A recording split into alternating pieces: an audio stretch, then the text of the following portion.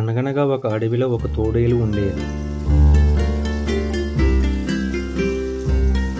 అడవిలో జంతువులను చంపి తిని ఆకలి తీర్చుకునేది. ఒక్కోసారి మాత్రం ఎంత వెదిగినా దానికి ఆహారం దొరికేది కాదు.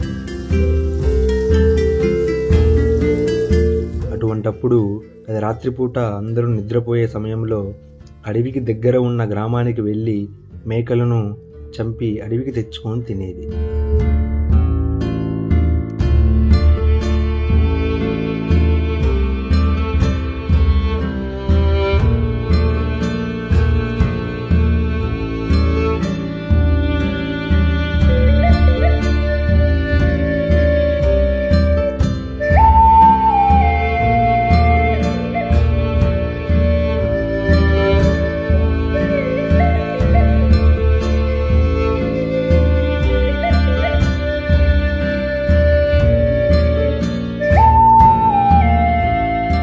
తోడేలు చేసే పనులని అడవిలో ఉండే ఒక కోతి చాలా కుతూహలంగా గమనించింది.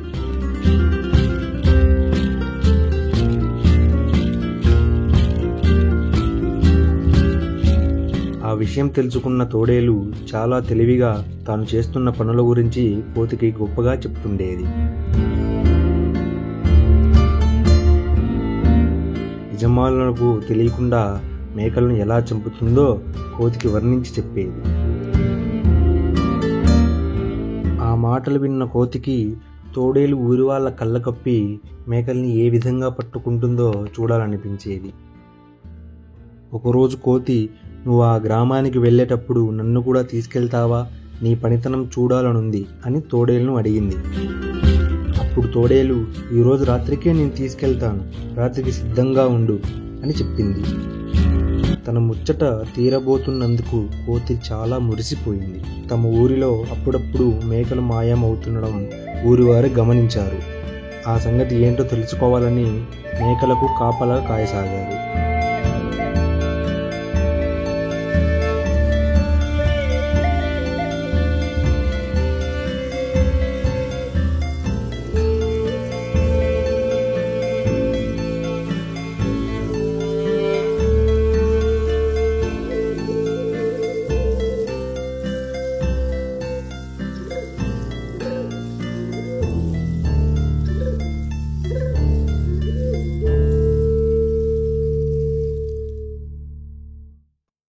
ఆ విషయం తెలియని తోడేలు కోతితో కలిసి ఆ ఊరిలోకి ప్రవేశించింది.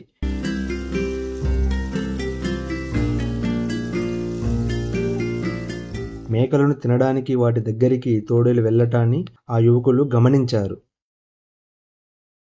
మేకలు ఎలా మాయమవుతున్నాయో వారికి అర్థమైంది. వెంటనే తోడేలుపై కర్రలతో దాడి చేశారు. పక్కనే ఉన్న కోతిని కూడా కొట్టసాగారు. ఆ దెబ్బలకు తట్టుకోలేక కోతి, మీ మేకల్ని తినడానికి వచ్చింది తోడేలు, నేను కాదు, నన్నెందుకు కొడుతున్నారు, వదిలేయండి అని అడిగింది. తోడేలుకు సహాయంగా వచ్చావు, నిన్ను మాత్రం ఎలా విడిచిపెడతాం అంటూ కొట్టసాగారు. కోతి నెమ్మదిగా అక్కడి నుంచి తప్పించుకుంది. బతుకు జీవుడా అనుకుంటూ అడవికి చేరుకుంది. ఇంకెప్పుడు ఇలాంటి బుద్ధి తక్కువ పనులు చేయకూడదని అప్పటి నుంచి అటువంటి పనులకు దూరంగా ఉండసాగింది. ఇందులో నీతి ఏంటంటే, చెడు చెయ్యకపోయినా చెడు చేసే వారి పక్కన ఉంటే ప్రమాదాలు తప్పవు.